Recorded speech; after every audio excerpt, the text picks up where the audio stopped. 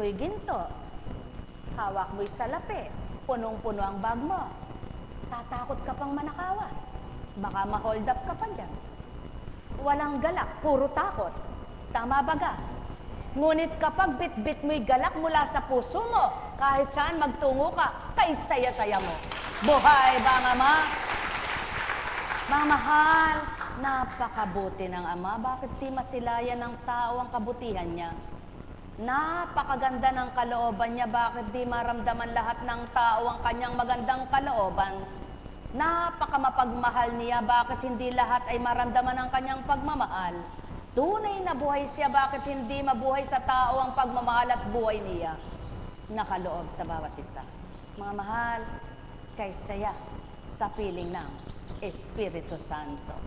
Sulong kahit saan ka nga makarating, kahit saan ka nga magtungo, maglibang ka ng maglibang, mapapagal ka rin. Subalit, damhin mo ng damhin ang kagalakan sa puso mo, walang kapagalan. Buhay ba ang Ama? Mag-isip ka ng mag-isip kahit na ang iniisip mo'y pera at dumarating sa'yo, mahihirapan din ang isip mo. Ngunit isipin mo ang banal na salita, hindi